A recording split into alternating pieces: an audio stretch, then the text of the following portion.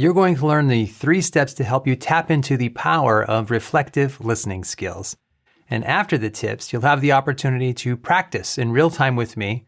So you'll leave this video with some repetitions. And I'll give you some pro tips at the very end to help you improve on your own from there.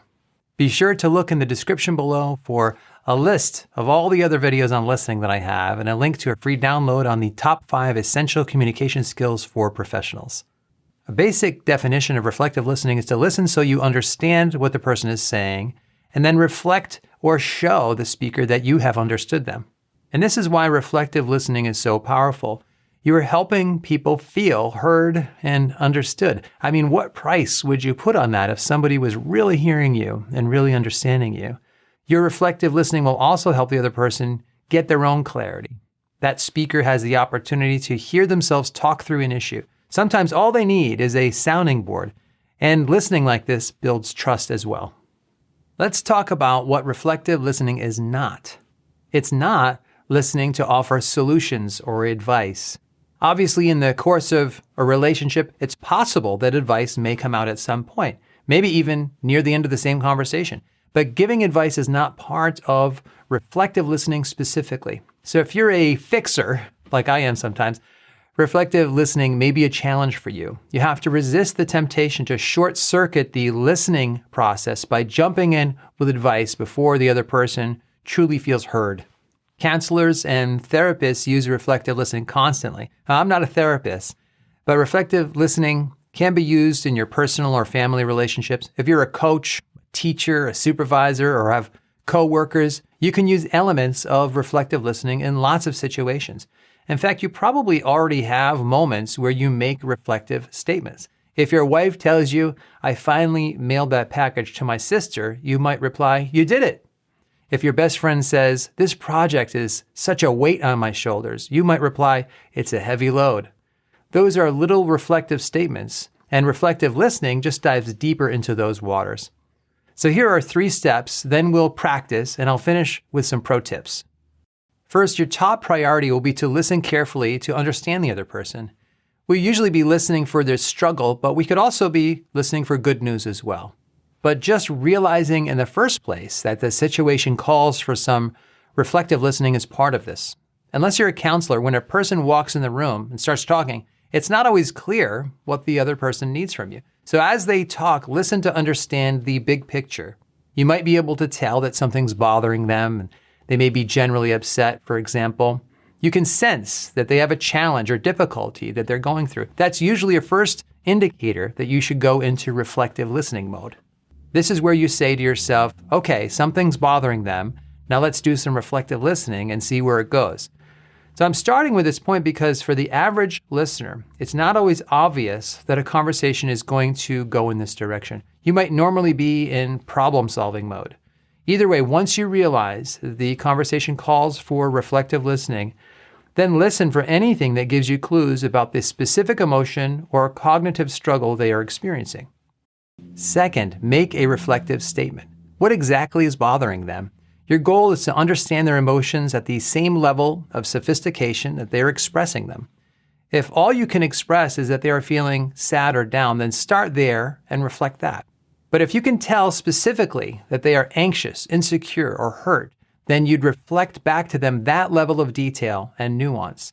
Maybe they're showing signs of being conflicted, having mixed or layered emotions. Whatever it is, you take what you've noticed and make a short statement that reflects back what you're hearing. The goal of your statement is to show that you are trying to understand them and also gives them the opportunity to express themselves a little further.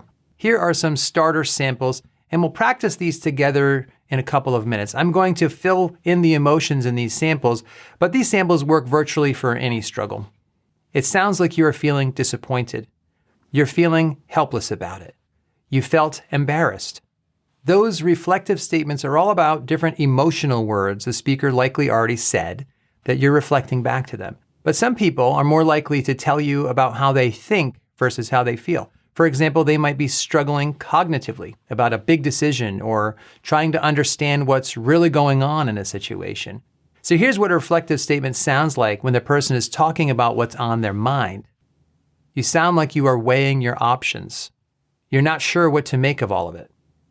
It sounds like you're not ready to pull the trigger. Whether you're talking about their emotions or their thoughts, let's point to some quick commonalities. First, these are all statements, which we'll explain more in a minute. They're also concise, and that's important because when you're listening reflectively, the other person is the one talking almost the entire time, so keep your part concise. Here are some additional sample starter sentences. You're wondering if. For you, it feels as if. And then you would, of course, fill in the rest of that statement with whatever you're hearing from them. A common question I hear is, well, what about asking them questions? Well, yes, you can ask questions to clarify your own understanding in the course of the conversation. That's part of effective listening generally. If asking a question helps you understand something better, then ask. You can also make reflective statements and add a small tag sentence. Here are some samples. Let's assume you just made your reflective statement and you can add a brief tag. Am I tracking with you? Is that accurate? Am I understanding you clearly? Tag questions can be a helpful way to invite the other person to clarify or tell more of their story. But here's the key. The part of your statement that mirrors their struggle is what makes this reflective listening. The act of asking a question is not what makes it reflective listening. Reflective listening is all about restating and clarifying what the other person has already said. In fact, if this were a video specifically for counselors, we would probably advise you not to ask a lot of full-blown questions when you are in reflective listening mode. But quick tag questions may be helpful if it fits your style. So here's the heart of it. You can see in the few samples we've looked at so far, you're a mirror. You're not telling them what you believe. You're not speculating about what you think they're really feeling. You're not directing or steering the conversation to where you think they should go, or trying to provide your own label or reframe their experience. You're not trying to change their mind or help them see things differently. I say this because I know a few people who almost immediately try to reframe or spin anything I say to them so then they know how to deal with it better. That's not reflective listening. Remember what I said earlier, you're not trying to fix them. A good reflective statement simply restates or offers back exactly what you believe the other person is saying, the basic impression that you're getting. There's a neutrality to it. It's concise. Reflective listening isn't easy, but when you see it in action, it's much more straightforward than most people realize. And third, after you have offered a reflective statement, you go right back into pure listening mode and let them respond. You zip it and let them talk, in other words. And this is really simply going back to step 1, but I'm calling it step 3 because this is a process. And when you see yourself going back into pure listening mode, that completes the circle. The other person is now responding to what you have reflected, your feedback. Step 3 is not offering advice, in other words. You're listening and giving them the opportunity to process and respond to your reflection. The speaker will usually react in one of two ways, or sometimes in between. They'll either show agreement, yeah, I'm incredibly frustrated about it. Or maybe they'll clarify, well, I wouldn't exactly say frustrated. I'm just annoyed that it's taking so long. And then the conversation would continue and you would continue listening. And even if you're a little off in your reflective statement, you're still helping them explore and increase their self-understanding. When you pitch back what you heard them say, that gives them the opportunity to look at what they're experiencing at arm's length. They might even use the word anxious, but when they hear you reflect that word anxious back to them, they have the opportunity to ask themselves, is that really what I'm feeling? That reflective process leads to more clarity for the speaker. As the conversation moves forward, you just go back into step number 1 and repeat that a few times in the conversation. You listen carefully to understand and get an impression of what the person's feeling. You make a reflective statement, and then you go back into pure listening mode as they respond. Let's practice this together. I'll summarize the situation I'm dealing with, and I'll put some sample reflective statements up, and you'll practice your responses out loud with me. Again, listen for the feelings or the mental struggles. You're reflecting back what you hear. We'll do 3 quick scenarios from easiest to most difficult. Scenario 1 is the easiest. Let's say I come to you to talk about why I've been so busy for the last 6 months and how it's taking a toll on me. And somewhere in my story, I say I feel exhausted and overwhelmed. In your mind, what am I feeling when I tell you this story? Identify my emotion and pause the video if you need to. Now you'll reflect back what you've heard. Say this out loud with me and fill in the blank with whatever emotion you sensed I was experiencing. It sounds like you are feeling you're about that. You feel, if you said anything close to exhausted or overwhelmed, then you're right on track. And that was designed to be the easiest because I literally said I was exhausted and overwhelmed. You may have had to adjust your sentences a little bit to match what I was saying, but if you said anything close to exhausted or overwhelmed, then you're right on track. That was designed to be the easiest because I literally said that I was exhausted and overwhelmed. But again, even if you used another word, that would give me the opportunity to clarify and keep talking from there. And even though these statements sound really straightforward, if you were the person speaking and somebody did reflective listening, you would feel heard and understood. So it doesn't sound like you're saying much, but it absolutely makes a difference to them. Scenario 2 is a little bit more difficult. In this scenario, I won't label my struggles as clearly, and I'll give you what I'm feeling and you come up with an appropriate name and reflect that back. So here's the scenario. I've come to talk about an important decision I need to make that's tearing me up. I don't know if I should take job A or job B. In your mind, what do you believe I am feeling? Identify my struggle and pause the video if it helps. Now reflect back what you heard. Say these statements aloud with me and fill in the blank with whatever emotion you believe I'm experiencing. It sounds like you are feeling you're about that. You feel, if you said anything like it sounds like you are torn, conflicted, or ambivalent, then you're on the right track. I didn't tell you all the pros and the cons of job A versus job B, but you could tell that I didn't know which one to choose. Scenario 3 will be the most challenging, and here's a hint for you. Sometimes people feel more than one emotion. Maybe there's something positive and something negative, and that's what's happening here in this scenario. So here it is. I'm moving to a new location a few hours away to take advantage of a professional opportunity. On the positive side, it could be huge for me. I think I'll excel in this role, and that gets me fired up. On the negative side, I don't know anybody in this new community, and I'll be far from all my friends and family. I'm not sure if I'll be able to handle that. So in your mind, what do you believe I'm feeling? Identify both sides of my struggle and pause the video if it helps.